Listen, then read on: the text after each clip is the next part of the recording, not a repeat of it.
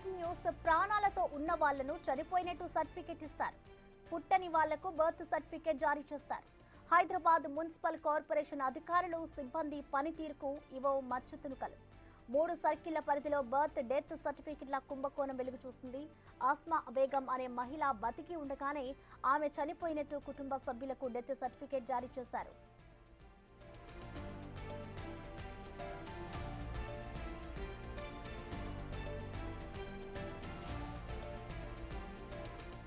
ప్రాణాలతో ఉన్న వాళ్లను చనిపోయినట్టుగా సర్టిఫికెట్స్ ఇస్తున్నారు. హైదరాబాద్ మున్సిపల్ కార్పొరేషన్ అధికారులు 3 సర్కిళ్ల పరిధిలోని ఇప్పటికే బర్త్ డెత్ సర్టిఫికెట్ల కుంభకోణం అయితే వెలుగు చూసింది. ఆస్మా బేగం అనే మహిళ బతికి ఉండగానే ఇటు చనిపోయినట్టుగా కుటుంబ సభ్యులకు డెత్ సర్టిఫికెట్లు జారీ చేశారు. ప్రస్తుతం మనం చూసుకోవచ్చు ఇటు మున్సిపల్ కార్పొరేషన్ అధికారులు ఏ విధంగా ప్రవర్తిస్తున్నారు అనేది. ఇటు బతికి ఉండగానే కూడా చనిపోయినట్లుగా డెత్ సర్టిఫికెట్ సృష్టించి ఇటు కుటుంబ సభ్యులకు జారీ చేస్తున్నారు. అలాగే కొంతమంది పుట్టని వాళ్ళని కూడా ఈ విధంగానే ప్రవర్తిస్తున్నారు. ఇటు కార్వాయ్ నగర్ సర్కిల్లో ఈ ఘటన చోటు చేసుకుంది. ఇటు తలాబ్ కట్టకు చెందిన అస్మా బేగం చనిపోయినట్లుగా కూడా ఇటు సర్టిఫికేట్ ఇవ్వడంతో ఇటు అధికారుల తీరు కొట్టొచ్చినట్లుగా కనిపిస్తోంది. జీహెచ్ఎంసీ నుంచి మరణ ధృవపత్రం తీసుకున్నట్లుగా కూడా అస్మా బేగం అల్లుడికి అయితే జారీ చేశారు. దీనికి సంబంధించింది ఇటు ఫలక్నామా అలాగే మలక్పేట పరిధిలోనూ కూడా తప్పుడు సర్టిఫికెట్లను కూడా ఇప్పటికే అధికారులు జారీ చేశారు. ప్రస్తుతం వారి బాగోతం అయితే బయటపడిందనే చెప్పాలి.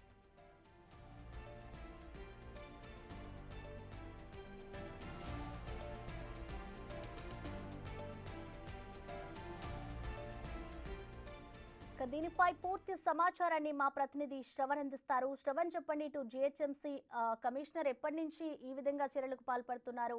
దీనికి సంబంధించి అప్డేట్స్ ఏ విధంగా ఉన్నాయి? గతంలో బిగ్ టీవీ అనేక వరుస కథనాలు వేసింది. గ్రేటర్ హైదరాబాద్ వ్యాప్తంగా బర్త్ అండ్ డెత్ సర్టిఫికెట్ల జారీ అంశంలో చాలా అవకతవకలు జరుగుతున్నాయటువంటి విమర్శలు చాలా కూడా వచ్చాయి.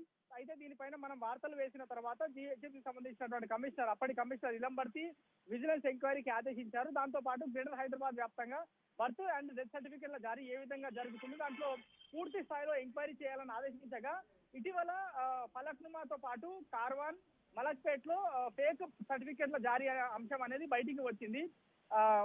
మలక్పేట్లో 1, ఫలక్నుమాలో 3, కార్వాన్ లో దాదాపుగా 65 బర్త్ సర్టిఫికెట్లకు సంబంధించినటువంటి అంశం ఇప్పుడు తెరపైకి వచ్చింది. ఈ అంశం పైన అధికారుల మీద త్వరలో చర్యలు తీసుకోబోతున్నారని చెప్తున్నారు. ఒక హాస్పిటలే లేదు, కానీ ఆ హాస్పిటల్ పేరు మీద బర్త్ సర్టిఫికెట్లు జారీ అయ్యాయి.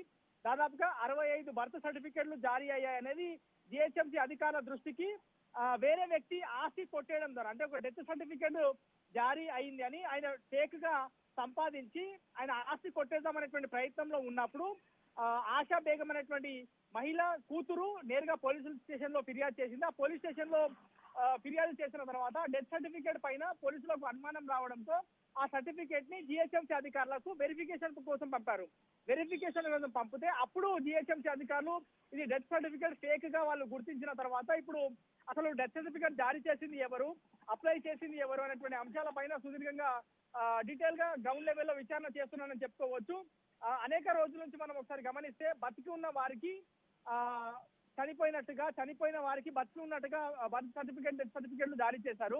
ఇక్కడ ఆశా బేగం అనేటువంటి మహిళ బ్రతికే ఉంది, కానీ ఆమె చనిపోయినట్టుగా ఆమె పేరు మీద డెత్ సర్టిఫికేట్ ని అధికారులు ఇచ్చారు. అంటే ఎంత ఇబ్బందికర పరిస్థితుల్లో జిహెచ్ఎంసీ పనిచేస్తుంది, ఎంత దౌర్భాగ్యమైనటువంటి పరిస్థితుల్లో అధికారులు పనిచేస్తున్నారు అనేది క్లియర్ గా అర్థం చేసుకోవచ్చు. దాదాపుగా ఒక డెత్ సర్టిఫికేట్, 65 బర్త్ సర్టిఫికేట్లు కార్వాన్ లో, దాని తర్వాత మలక్పేట్లో 3, ఫలక్నుమాలో 1 సర్టిఫికేట్ పైన ప్రస్తుతం విచారణ కొనసాగుతుంది. ఈ అంశం పైన పోలీస్ స్టేషన్ లో జిహెచ్ఎంసీ అధికారులు ఫిర్యాదు చేయబోతున్నారు. 1-2 రోజుల్లో వీళ్ళ పైన కేసులు కూడా నమోదు కాబోతున్నట్లు తెలుస్తుంది.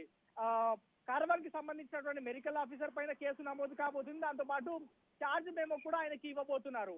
అది మాత్రమే కాకుండా ఫలక్నుమాలో మెడికల్ ఆఫీసర్ పైన ఛార్జ్ మేమో ఇవ్వబోతున్నారు ఆయనకి. దాంతో పాటు కేసు కూడా నమోదు చేసేటువంటి అవకాశం ఉంది.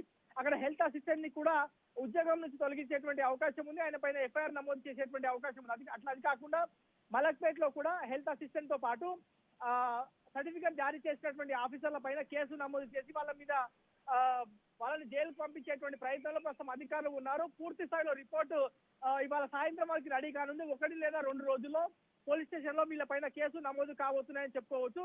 సో ఓవరాల్ గా మాత్రం చనిపోయిన వాళ్ళకి బర్త్ సర్టిఫికేట్ ఇవ్వడం, బతుకున్న వాళ్ళ పేరు మీద డెత్ సర్టిఫికేట్ ఇవ్వడం అనేది చాలా అనేక రోజుల నుంచి జరుగుతున్నటువంటి అక్రమం. దీనిపైన అధికారులు చాలా సీరియస్ గా ఫోకస్ పెట్టాలి. ఎందుకంటే గతంలో జిహెచ్ఎంసీ జారీ చేసిన బర్త్ సర్టిఫికేట్, ఫేక్ బర్త్ సర్టిఫికేట్ల ద్వారా పాకిస్తాన్కి వెళ్ళిపోయినారు. దాని తర్వాత వేరే వాళ్ళ ఆస్తి కొట్టేసినారు, ఇతర ఇన్సూరెన్స్ క్లెయిమ్ చేస్తారు. ఇవన్నీ అనేక అక్రమాలు జరుగుతున్నాయి. కేవలం బర్త్ సర్టిఫికేట్లు అక్రమంగా జారీ చేయడం, డెత్ సర్టిఫికేట్లు అక్రమంగా జారీ చేయడం, ఇవన్నీ అంశాలు పైన కొంత సీరియస్గా దృష్టి పెట్టాలంటే అధికారులు కొంత ప్రొయాక్టివ్గా పనిచేయాల్సినటువంటి అవసరం ఉంది. ఇలంబర్తి ఈ విచారణను స్టార్ట్ చేశారు. ఇప్పుడు కర్ణన్ దీనిపైన చాలా సీరియస్గా ముందుకు వెళ్తున్నారని చెప్పుకోవచ్చు. ఒకసారి నేను అధికారులకు సంబంధించినటువంటి అంశం చెప్పేటువంటి ప్రయత్నం చేస్తా. దాంతోపాటు ఎవరెవరి మీద కేసులు నమోదయ్యాయి అనేది నేను చెప్పే ప్రయత్నం చేస్తా. కార్వార్లో మెట్రో హాస్పిటల్ ఉంటుంది. ఆ మెట్రో హాస్పిటల్ అసలు లేనే లేదు. దాదాపుగా సంవత్సరం నుంచి ఆ హాస్పిటల్ లేదు. కానీ ఆ హాస్పిటల్లో 65 మంది పుట్టారు అనేది ఫేక్గా బర్త్ సర్టిఫికెట్లు సృష్టించారు, డెత్ సర్టిఫికెట్లు కూడా సృష్టించారు. ఇప్పుడు ఆ హాస్పిటల్ ఎక్కడుందని గ్రౌండ్ లెవెల్లో వెళ్ళి విజిట్ చేస్తే అసలు హాస్పిటలే లేదు. మరి ఏ విధంగా బర్త్ సర్టిఫికెట్లు ఇచ్చారు, ఏ విధంగా డెత్ సర్టిఫికెట్ ఇచ్చారు అనేటువంటి ప్రశ్న ఉత్పన్నం అవుతుంది. సో తొందరలోనే 1 లేదా 2 రోజుల్లో రైట్. అవకాశం కూడా ఉంటుంది. Thank you Shravan.